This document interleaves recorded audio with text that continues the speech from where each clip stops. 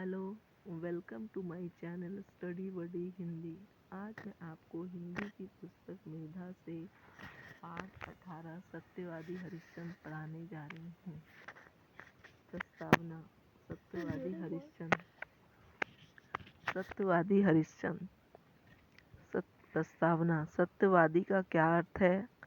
प्रतिबिंब। क्या राजा की भी परीक्षा होनी चाहिए? परिकल्पना। सत्य बोलने के मार्ग में क्या क्या कठिनाइयाँ आती हैं? प्राचीन काल में हरिश्चंद्र नामक एक राजा हुए थे। वे सत्यवादी, परोपकारी, दानी और त्यागी राजा थे। उनके राज्य में सर्वत्र सुख और शांति थी। उनकी पत्नी का नाम तारामती और पुत्र का नाम रोहिताश्व था। एक बार देवराज इंद्र की प्रेरणा से मुनि विश्वामित्र ने राजा हरिश्चंद्र की सत्यवादिता और दानशीलता की परीक्षा लेने का निश्चय किया। वे राजा हरिश्चंद्र के स्वप्न में एक ब्राह्मण के रूप में प्रकट हुए और दान में उनका संपूर्ण राज मांग लिया। राजा ने ब्राह्मण को अपना राज दान में दे दिया। दूसरे दिन महर्षि विश्वामित्र राजा के दरबार में उपस्थित हुए। उन्होंने महाराज को स्वप्न में दिए गए दान की बात याद दिलाई। राजा को सारी बातें याद आ गई और उन्होंने महर्षि विश्वामित्र को भी पहचान लिया।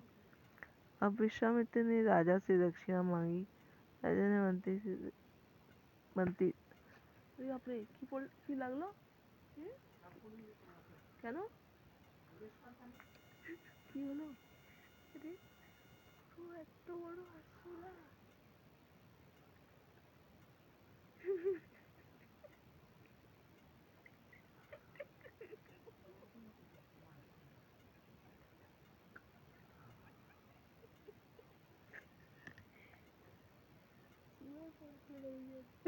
राजा को सारी बातें याद आ गई। उन्होंने महर्षि विश्वामित्र को भी पहचान लिया। अब विश्वामित्र ने राजा से दक्षिणा मांगी।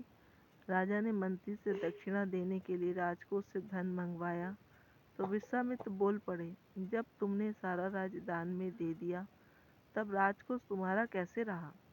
ये तो हमारा हो गया। अब तुम उसमें से कुछ भी दक्षिणा नहीं दे सकते। विश्वामित्र द्वारा कही गई बातें बिल्कुल सच थी। हरिश्चंद्र सोच में पड़ गए। उनके पास दक्षिणा देने के लिए कुछ भी नहीं था। उनके दरबार से कोई भी मुनि बिना दक्षिणा लिए चला जाए, ये संभव नहीं था। हरिश्चंद्र ने अब स्वयं को बेचने का निश्चय किया।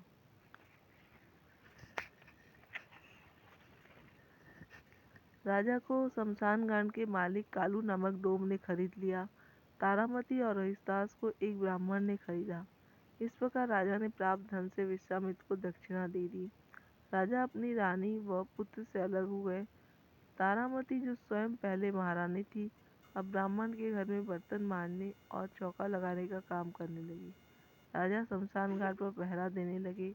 जो लोग शमशान घाट पर अंतिम क्रिया के लिए आते थे, वे उनसे कर लेने का कार्य करते थे। एक दिन पुत्र रोहितास प्रतिदिन की तरह बगीचे में फूल तोड़ने गया कि अचानक एक विषैले ने रोहितास को डस लिया। कुछ ही पलों में उसकी मृत्यु हो गई। तारामती के लिए एक दुख असहनीय था। उसके पास तो पुत्र के कफन के लिए भी पैसे न थे। वो रोती बिलखती अपने पुत्र को गोद में लेकर उसके अंतिम संस्कार के लिए शमशान घाट पहुंच गई। हरिश्चंद्र ने अपनी पत्नी और पुत्र को पहचान लिया, किंतु इस संकट में भी उन्होंने अपना धैर्य नहीं खोया। उन्होंने तारामती से अंतिम क्रिया का कर मांगा। तारामती के पास तो कर देने के लिए कुछ भी नहीं था। वह उनसे प्रार्थना करने लगी। हरिश्चंद्र ने कहा, मैं अपने मालिक की आज्ञा के विरुद्ध कुछ भी नहीं कर सकता। तुम्हें यहाँ का कर अवश्य देना पड़ेगा। उस कर से कोई मुक्त नहीं हो सकता। लेकिन यदि तुम्हारे पास कुछ भी नहीं है तो तुम अपनी साड़ी का कुछ भाग फाड़ कर दे दो। मैं उसे ही कर के रूप में ग्रहण कर लूँगा। विवश होकर तारामती ने जैसे ही अपनी साड़ी को फाड़ना शुरू किया, विश्वामित्र और नंदीवता प्रकट हो गए। विश्वामित्र ने हरिश्चंद्र से कहा, तुम्हारी परीक्षा ली जा रही थी कि तुम किस हद तक समय और धर्म का पालन कर सकते हो। पुत्र, हम तुम्हारे धैर्य, दानशीलता और सत्यवादिता की बहुत प्रशंसा करते हैं।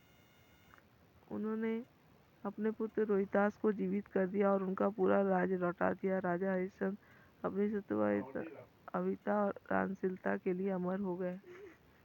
उनके विषय में भारतेंदु जी ने लिखा है, चंद्र टरे सूरज टरे टरे जगत व्यवहार, पैदल व्रत हरिश्चंद्र को टरे न सत्य विचार।